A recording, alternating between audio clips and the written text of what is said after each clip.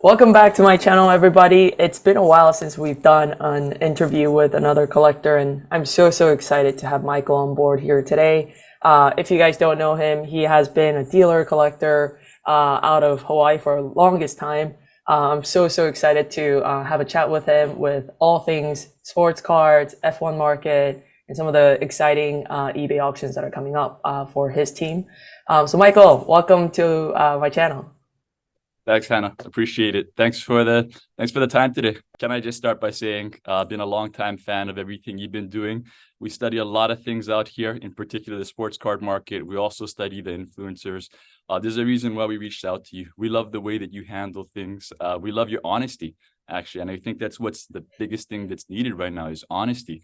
And going through the old videos, we'd see that you're willing to say when you got a loss. You're really open and upfront and honest about it, and we feel like that matches everything we believe the sports card market is. It's about identifying mistakes and understanding them and getting better from it. And I can just say this from a distance. We've long admired your work, and keep it up. Thank you. Those are really kind words. This year particularly hasn't been good in terms of numbers, but I'm really trying to see this as a long-term thing. But Sure, yeah, that's where we come in for a lot of people. exactly. Michael, for our audience who may not, know your work and your team, maybe tell us a little bit about, yourself, how you got started, where you're based, what you collect, and what your whole business premise is about. Sure. We're based out in Honolulu, Hawaii. If Such a anybody's terrible familiar with place. Terrible Ala place. Shopping Center, it's right there in our back window. You know, I always say it's a little bit of torture. We get to see the beach from here, but we don't get to go every day. It's like everybody else, to live here, you have to work a little bit harder. True. Our company, we started off a few years ago, and essentially it started off kind of like everybody else, in a second bedroom.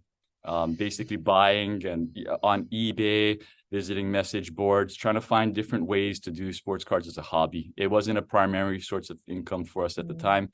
But through basically working out of that second bedroom, trying to find different methods, studying the market a little bit more, trying to really apply it to a hobby, was able to find certain avenues that were able to help us expand over the years. Happy to say that most of our success came pre-pandemic. And I think that's an important factor when we're talking about things here. I started collecting cards when I was a kid, though. Right about 13 years old, and it's always been a part of my life. And to be able to make your hobby a partial income and then a full income job, it's been a dream. And I just, I think the reason why we're reaching out right now is want to kind of share a bit of our process with people. Yeah, no, that's fantastic. I admire your work so much. Like, you not only just do what is, kind of profitable for your business, but I really appreciate how much sort of ambassador work that you do for the card market. I know your team does beyond sports cards as well. You do MTG, Pokemon, and all that good stuff as well. So just seeing you guys being an ambassador of the hobby, and kind of having this attitude of like everybody can win and have fun is really admirable. You don't see that often, and I don't blame people for it. When your livelihood is dependent on the business, you want to just kind of maximize the opportunity and maybe not particularly share your trade secrets. So very admirable. I appreciate that, Hannah. And Yeah. it's not the easiest thing to do, to share something that is secretly helping you get forward. I think at this time, though, I think the market can definitely use it, and I think enough is enough. We have enough to take care of ourselves here, and I think there's a lot of people out there who maybe, if they dig deep enough, dig through YouTube, find the right influencers to follow, find the right information out there. Hopefully everybody can apply themselves and not try to make that quick buck right away, but maybe listen to these people that have been around for a while and listen to the process that gets them there. It's a little bit of hard work like in anywhere else, but that's what we strongly encourage. Yeah, no, 100%. So I have to ask you, you've been collecting, since you were 13. Formula One is obviously a point of sort of, mutual interest that really connected us. Formula One cards have been around, in the 80s, 70s, 90s, but really, I think the biggest sort of spark came when the 2020 Topps products released in 2021. So I have to ask you, what made you interested in Formula One cards, in the recent like 2, 3 years? Sure. So I will start with what first opened that crack for us, and we've gone very full on into Formula One. We think it's the responsible thing to do. But if to answer your question, it's easy. It's Lewis Hamilton. He's as Yes. perfect an athlete as he's as perfect an athlete as I've ever seen. During the pandemic, there was an ad that came up on YouTube, and my guys were telling me about Lewis because Topps just came out with the product, and I heard the name. I thought everything different about him. I thought he looked different. I knew he was British. But when that ad came on, it really hit me. It was during the pandemic, and he was doing an ad for, I believe it was UBS Bank. Mhm. And it was a 10-minute paid ad that came up in my YouTube. And it was amazing because it was this guy and they were showing his wins, but most of the ad, the 10-minute ad, was him talking about social justice. He was Mhm. talking about everything that the American basketball players were talking about at the time. And he just did it so eloquently. And when it hits you about what makes that happen, the business behind it, I wouldn't doubt after doing our research on Lewis that he made sure UBS, as part of the sponsorship, made that ad get out to people. It had over 1 million views, and I was one of them. And I can't tell you, that night I watched that 10-minute video and it just hit. I've been a fan of LeBron for a bit. Everybody has cheered on Tiger Woods. I think this guy combines the best of both of those worlds. He's the Mhm. Messi in his sport. He's the Jordan in his sport. He's the Gretzky. You can pick a champion in any other sport, and I think he represents all of that. Um, Mhm. when you dig deeper, it's not just the talent out there; it's what he represents Right. off Right. the track, and the amount of celebrities that flock to this guy. Right. It's Tom Cruise, it's Michael Jordan, it's David Letterman, it's Michelle Obama. I mean, we like our soccer stars, we like our worldwide celebrities. Those Yeah. guys like this guy. Yeah. I mean, he's such a cool dude. Yeah. So he's the main reason. I look for megastars here and there. What we do is we look for great growth, Mm. and people that represent. If you could find Michael Jordan before he was Michael Jordan, if you could Right. find Messi before that huge soccer explosion, or even, in particular, we were definitely on Mbappe in 2018. Mm. If you could find him before that, when his Topps Chrome rookies were $2 a piece and his refractors were $8 to $10, you'd be doing pretty good right now. And Mhm. so once Lewis came across us, we started to pay attention. And the deeper we dug, it's just, yeah, I mean, he's a beautiful human being. Mhm. The only, there's some criticism on him out there, but that's only because people are competitive. If you Mhm. take aside all of that, look at where he comes from, look at what he does with his time. I think the US right now is growing on him. They're growing on the fandom of this guy, but I think he's a megastar, and I think his path is not quite clearly defined yet. But as this sport continues to grow, and as Lewis continues to grow too, I mean, he's as cool as it gets. He's Right. basically, you probably follow the coverage. Yeah. When everybody else walks in, the cameras turn. When Lewis walks in, everybody stops, and it's like Michael Jackson just arrived. So you're taking that celebrity aspect, you're taking performance, you're taking, his eloquent nature. Mhm. It's off the charts. Yeah. I was blown away. Look, you're preaching to the choir. I agree with every single point. He's the greatest human being on earth. I I, mean, I I just love that like he is more than what he's on the track, and but also on the track he's achieved more than um, majority of the drivers that ever drove. yeah. So you're preaching to the choir. Max fans, nothing knocking on Max. We did not say Max sucks. We just said Lewis, is great. So please, I please mean, refrain. if we're to be honest here, Max is probably the most talented driver of all time. The fact Yeah. that we have Lewis, who is essentially the tiger of the sport, the Messi, the Wayne Gretzky, you name it, that's what Lewis is going to be. He's going to be the coolest, most collected guy in the history of the sport. And he's going up against, right now, we have the most talented driver of all time. Yeah. I mean, if the Red Bull guys want anything from you and me, it's the fact that their guy is, I mean, he's it. He's at his peak. He's the best driver Yeah. of all time. I think there's arguments to be made already that he's Yeah. the best I, of all time. I agree. Agree. I mean, he's shown.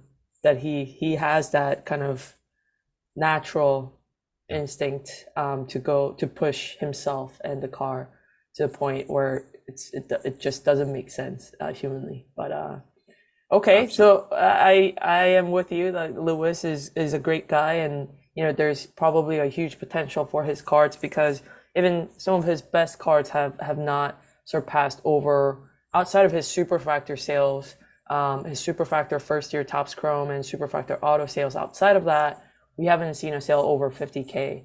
I can Um, tell you there's undocumented sales of Lewis out there. And I can tell you there's quite a few actually over that 50K mark. really? I will share with you that a Dynasty Patch Auto PSA 10, Uh-huh. uh, DNA 10, Uh-huh. the first, I believe it was the first one out there. We picked one up for over 50K, and I almost never spend that type of money on Wow. sports cards. But we did this over a year ago, and it Mm. actually topped 60K. And I can tell you this right now, Hannah, I don't use that type of money lightly. I think I told you the last one that I spent that kind of money on was the Corbin Carroll Superfractor Auto that we Yeah. recently sold. Yeah. And that card, we rarely ever spend 5 figures on a card. That that threshold is, it's not in our strategy. But the Yeah. Lewis, yeah, we definitely spent over 60 on one of them. I've said it before and so many times. We're featuring one in this auction. I don't want to let it go, but we think it's the right thing to do. It's the most undervalued, it's the most overlooked sports card I know. I I agree. think for what it represents and what it can be, it's as special as it gets. I 100% agree, especially with the Topps Dynasty first year products. So you mentioned slightly just now about the auction, so I think it's time to kind of switch gears. Can you share with the audience here about this big auction your team is planning upcoming in September? The dates, what made you guys kind of begin, brainstorming on this auction? What is the intent, and what is your expected result from the big auction? Gotcha. So this plan has actually been in the works, I would say, for a good at least 12 months. Remember last year when we met at the Yeah. Formula One trade night and I picked up your Lewis Purple Hmm. Sapphire PSA 10. We've been paying attention to Formula One for quite a bit. Basically, a few months after it released, we did our research, and it's incredible when you dig deep. I encourage anybody out there who does any traditional sports to just dig a little bit deeper. There is so much to that 2020 release, both the Yeah. Topps Chrome and the Topps Dynasty. There's that 28-year gap. It's as unique as it gets in sports cards. In fact, we haven't seen anything really quite like this. Other sports have made their debut into the sports card section, but it started off with lower end brands to come with Topps. And for the first release, actually, to be on card patch autos in Dynasty, the fact that Lewis Hamilton did not have a major manufacturer pack issued card until his 2020 Topps Dynasty set is just fascinating. If Hmm. you grabbed Michael Jordan and in 1998 you made his first trading card with Upper Deck and you made it an on-card patch auto numbered to 10, can you imagine what that card would be worth? The Yeah. greatest in his sport, the most famous athlete in his sport, a megastar like that. That's actually what happened in 2020. This world famous athlete who people travel the world to see, that all but the US knew about. Mm. He had his first pack issued trading card be an on card patch auto. And it's an absolutely gorgeous card. I mean, if you talk about Messi, if you talk about Gretzky, you talk about Jordan, you can even go into tennis and pull the Federer and Nadal Yeah. also. Yeah. If you grab those guys and made their first ever card on card patch autos, and then you came out with chrome rainbows that same year, I don't know what to say, Hannah. It's a sleeping giant in front of everybody. And so what we decided to do is we are definitely making this push. We do recognize right now the sports card industry is in a little bit of a flux the last 18 months. We Yeah. observed it last year in Atlantic City. Hmm. There's a lot of young kids out there who are enthusiastic like I was when I was 13, and they're taking their lumps with bigger shots. Yeah. They're bringing us Mac Jones autographs last year. They're bringing us all these high-end quarterbacks. And last year was my first national since Cleveland 2004. And I was expecting something else, but to actually see these kids there, enthusiastic, and then walking away with frowns, it definitely set something off in me. And Mm. the idea is, hey, these kids, they're actually really good kids. They're Yeah. here, spending the week here. They want to find a way to do sports cards because they're passionate about it. We came back here and we decided to change the format of this auction. What we wanted to do was hopefully use our background. And, we are going to be highlighting some things here and there that we have done in the past, our past successes, open up our books just a little bit, show everybody what we're doing. The idea is we think it's responsible to say that if you're going to buy these quarterbacks, or if you're going to buy these young NBA superstars or these Bowman Chrome prospects in baseball, maybe grab a little bit of it, 5 or 10% of what you're doing there. And pay attention to other things, whether it's tennis, whether it's soccer, or by our recommendation, Formula One. Treat this a little bit as a profession. Get a little bit uncomfortable and do some things that you're not comfortable with. This sport, and in particular, those 2020 cards, whether it's from Topps Chrome or from Topps Dynasty, they didn't make enough. Less than 4,000 sealed cases between Topps Chrome and Topps Dynasty. That's it. That's insane. 28 years. Yeah. 28 years of no product, and all of a sudden Topps comes out with only 4,000 sealed cases. If anybody's paying attention, they can take a look at what that sealed product is already going for. And I wouldn't suggest anybody to use that much of their budget on sealed product. Now when you're talking about 30,000 for a Dynasty case, or 20,000 for a Topps Chrome sealed case. I think 25 for Topps Chrome right now. It's crazy. Oh my God, yeah. We haven't paid attention to that stuff. But the idea is there's so many things out there, and we're going to try offer it through our auction. We know that it's going to overwhelm, and we ask everybody to pay attention. We think there's going to be $11 Sapphires number 299 PSA 8s from the 2020 set. Wow. These have a chance to be some iconic landmark cards that if you compare them to other sports, first year Topps Chrome Refractor, doesn't matter who the racer is to a certain point, you have a chance to get PSA 8s and PSA 9s of a condition sensitive set. And some of these will go off for $11 to $12, we're anticipating, maybe even some under $10. If a kid who's listening out there buys his first Formula One card in this auction, or if a few of them do, Hannah, we'll consider it a success. We know we're going to do pretty well on the high end here. There's some great plays we've made, whether it's track tags or dynasty patch autos, but we are overwhelming, and we're offering all these things in the hopes of not only do we get the big wins for everybody in the Formula One market, but more importantly, if there are kids that were paying attention at the national when we're talking about this, if there are kids that are paying attention to Instagram and your channel, the idea is we want to let them know, hey, maybe pay a little bit more attention to this. And it doesn't need to be kids too. If you're a longtime collector who wants to do this for a little bit longer, we've done the research. You guys are free to look at the content that we're going to have up, our research that points to the math behind this, and also the human nature play to this and how collectibles work. We think it's as perfect as it gets. This type of situation, I was saying it at the National, I am, my life spans 4 decades. In my lifetime, there's never been a sports card situation like the 2020 Topps Formula One releases. That's the Chrome and that's the Dynasty. It is off the charts special. I know the Formula One community has been talking about it for quite a while. And I agree with every single one of them. Our research tells us the same exact thing. This thing is only going to just take a little bit of time. In the next 10 years, you're going to expect a few spikes here and there. And that's exactly what we're in for. We're in this for the long haul. This auction is basically, we want to share this thing with the world. We want everybody else who has been trying to get into sports cards to stay around for a lot longer. It's really good for you. It's good for every influencer out there. It's good for us too. What we do is we try to stay ahead of the curve. It's really nice if that curve includes a lot more people. Exactly. Rising boat, that rising tide floats all boats. It's definitely a philosophy that we I think it's great that you're thinking this way, and I 100% agree with you that we would rather see a return, let's say a positive return in a longer span of time by having more people in. If the sacrifice we have to make is that more people will need to come in and we have to evangelize for that. It's not like we're trying to sell things that are not good. It's this is, like you mentioned, first year amazing on-card auto, potentially eraser worn. They will not swear by it, but we have some hunches. this is fantastic product that people are sleeping on.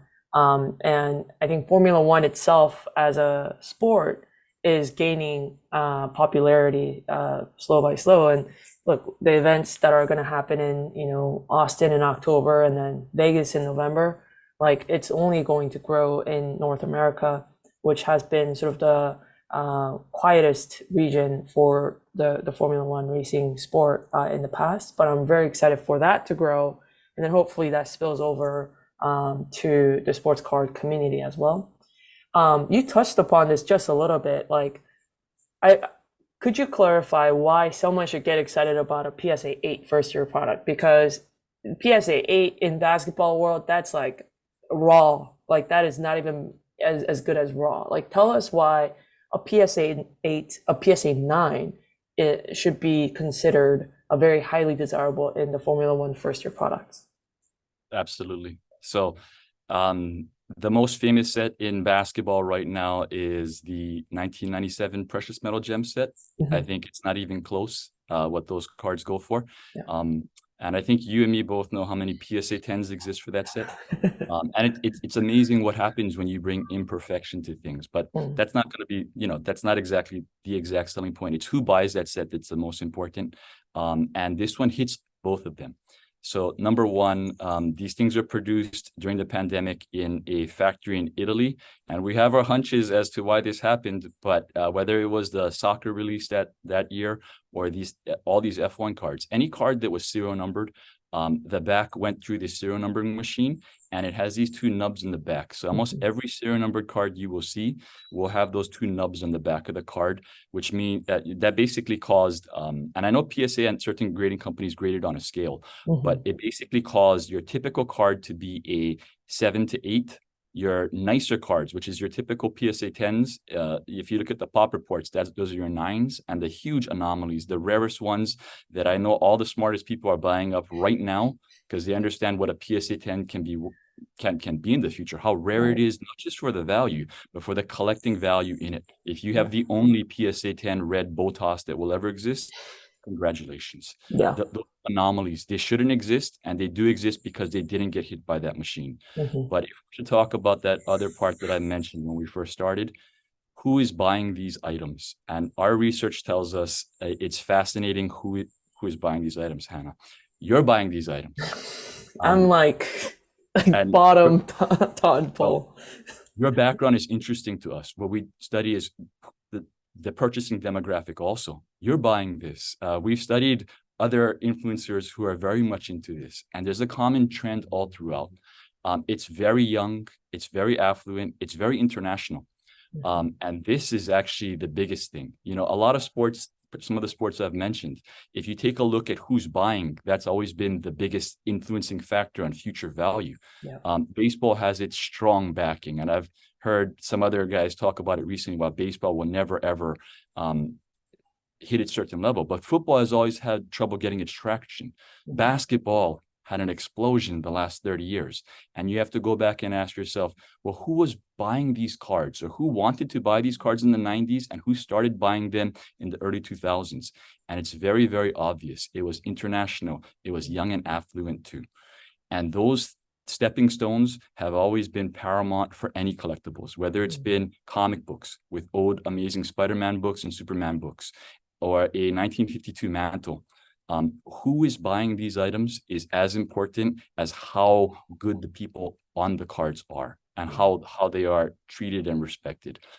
We've been looking at soccer and other sports also, and we think it's a matter of time for some of these Grail cards. By the way, congratulations! I saw you had both Hyun-Min Sung Prism 1-of-1s. That's amazing. Yes. Thank you. That is a great play on our side. Yeah, it's not his first year World Cup, so it was, the pricing point was not as crazy as those. So I figured, his captain, banner and a special year for South Korea. So don't ever sell those, Hannah. Those are that's your guy too.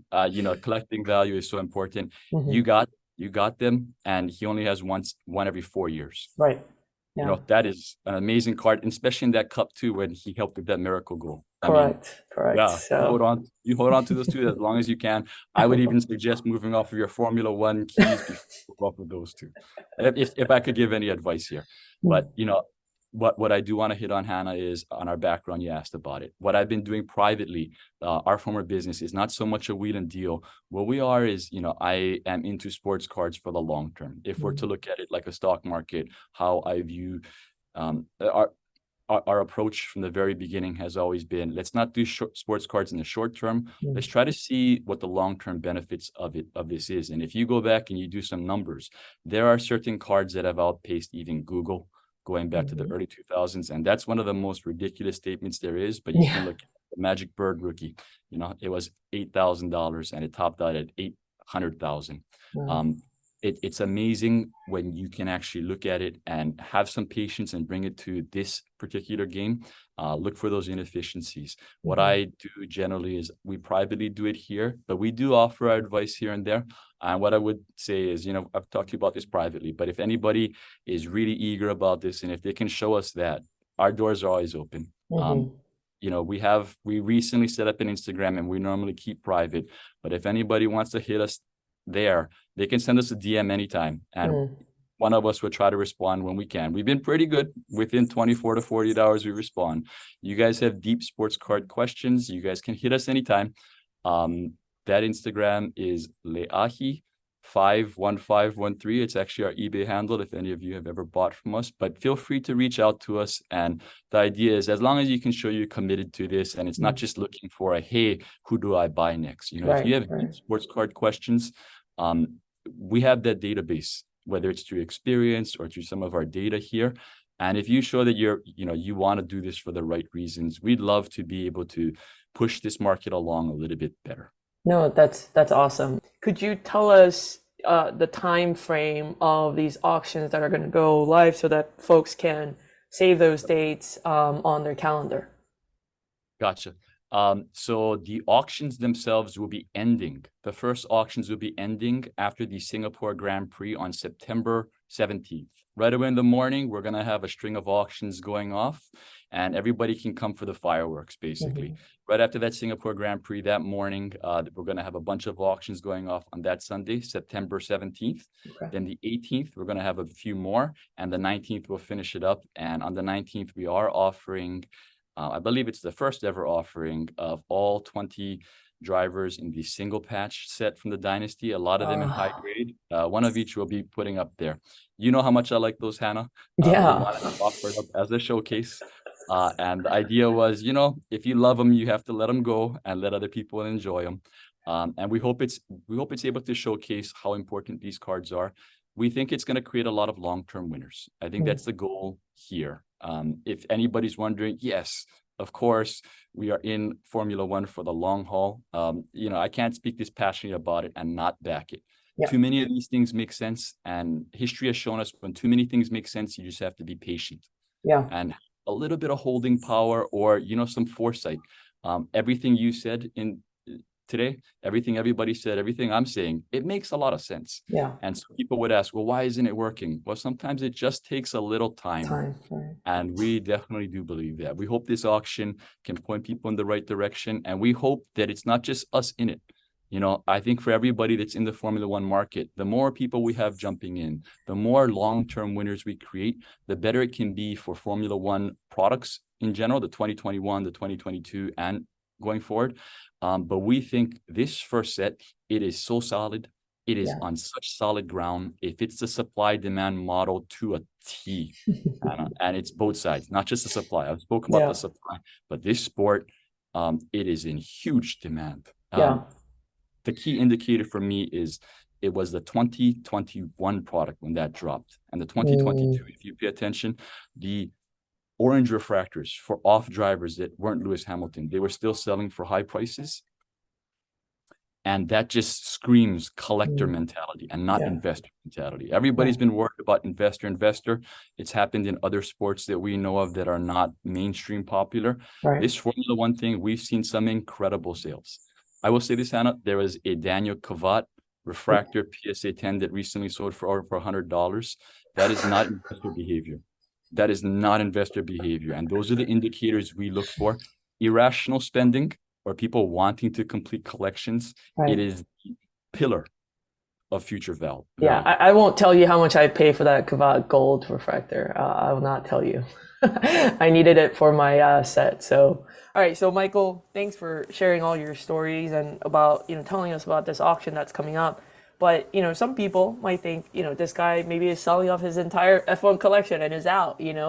So and I know Michael's not like that. He has a lot more of Formula One and other sports car collection in his back pocket. But can you share with us maybe like some of those wins that I know about, but that the audience may not know yet about kind of the research that you've done on certain players or certain cards and how much sort of you invested into that, and then some of the results that you've gotten out of those.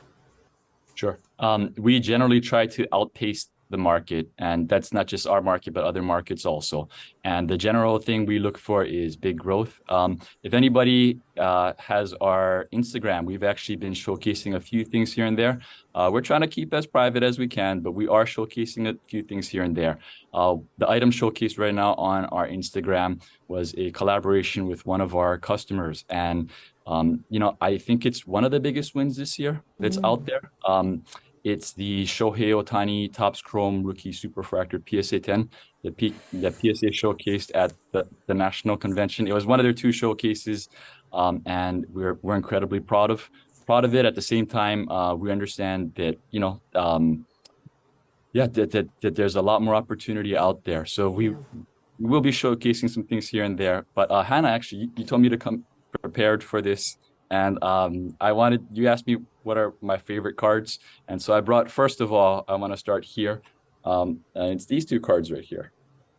So the first one here is a Vladimir Guerrero Sr., Jr.'s father, but it's a refractor version of his Bowman rookie. And What the other year is one, that from? so the card itself is, I think this is made in 99, Okay, 2001. got The it. original card is 95. This one right here is a 1994 Sports Flicks Rookie and Traded Alex Rodriguez card. It's about a $3 card. I started collecting in 1993, and those are some of the cards that were my favorite, and I still hold them near and dear. It doesn't matter the value of it. At the National, I think I shared privately with people. So encouraged because we actually started to see kids come up to us and open up their cases, and they would say that card's not for sale because that's the first card I ever bought. And it could be a cheap card, expensive card, didn't really matter. Love to see it, and I think that's at the heart of what we do. But if we are talking about my favorite current card, it's going to be this card right here. Wow. I know we're talking F1 today, but this is a baseball card. It's a 2018 Topps Chrome Sapphire Red Refractor, Ronald Acuna Jr. PSA 10, number to 10. It's a pop one, the only one that exists. And it is it's not really the value of the card. Conservatively, people value the card right around the $50,000 area. It's probably in the $75,000 to $100,000 range. But the card has a deep meaning to myself, my family. There's a big backstory behind it, and some things are irreplaceable. That one in particular, to talk about what we do here, when it first came out, we paid under $600 for it. Wow. So we do have our wins here and there, and in general, we try to outpace everything. If we're going to, if I need to run one more hit, and it does relate to Formula One quite a bit. I've mentioned before, the first time that I even heard about Lewis Hamilton was about 3 years ago, and then decided to open our minds to it, and it's been fascinating. The amount of opportunities that we see in this sport. If we're to go rewind a little bit further, I did mention Mbappe earlier, and I will say that before the big soccer boom pre-pandemic, we were able to buy 40 sealed cases of 2017 Topps Chrome Soccer, with our highest cost being $1,200 a piece. And Per case? Per case, yeah. My gosh, that's not even per box now. Yeah. So for those of you who don't know, the product topped out at 30,000. Now it's around the 18 to 20,000, and we still think that's a massively undervalued product at its current stage. And that's what we do. We have a few cases here that are all spoken for already, and they're for the long haul. We definitely see a ton of these indicators in other sports also. But what we're looking for is iconic products. Mm. 1986 Fleer, 1996 Topps Chrome, 2003 Exquisite, 2017 Topps Chrome Soccer. All of those products, I'm telling you, Hannah, 2020 Topps F1 products, they share the same characteristics. It's the supply demand model, it's the overall impact of the product, and the skepticism too. There's been so much skepticism for those products in the past when they Yeah. first came and people were saying that they're important. Formula One has received the same exact thing, and it's all healthy. You need your doubters here and there. But I think it's been very resilient. If you look at all the pricing that's out there, and what you need to do sometimes is keep on cutting higher. Yeah. We've mentioned it before. Precious metal gems had their moment also where there was a bunch of skepticism, Yeah. the values. But we hope this auction showcases quite a few things to people. Yeah, I hope so. No, thanks so much, Michael. This is awesome. I think one last question that I have for you is, you know, like you mentioned earlier, like the market has been kind of fluctuating up and down. Maybe not so much in an upward motion for most categories, except like tennis and Harry Potter. To be honest, like I've been following those two markets very closely, and every sale has been beating the one before. So I'm like, why is this market not going down so I can buy some? But anyways, for the most part, we are seeing a downward motion, maybe some stabilization now in the market. Where do you see the sports card market going for the next 6 months? Months. I don't think fanatics will like this, but I think, on another side, PSA, a lot of platforms might like it.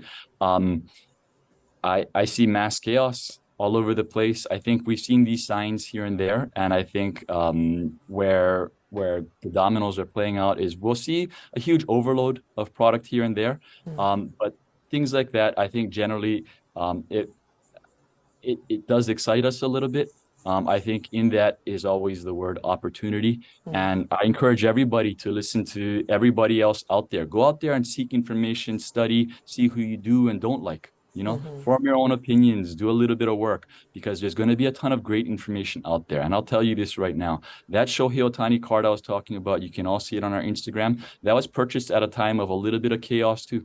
And that's what chaos normally, it provides opportunity. Right. And when there's a little bit of an overload, you can find the inefficiency, you can find a lot more value. Being able to buy these one-of-ones, being able to buy these future iconic cards. They might not be iconic today, but looking for those and doing your research, I hope it creates a lot of future winners. On our side here, we definitely are gearing up for it. We are definitely looking and waiting patiently to find the right opportunities out there. I encourage everyone out there to try to pay attention, listen to what you want to, but keep open-minded. And hopefully we can all buy a little bit more wisely going forward. Buy some limited items, buy some red refractors from this auction that's coming up. If you can't afford that, buy some base Lewis refractors. It's coming up. The 2020 items. These are his rookie cards, guys.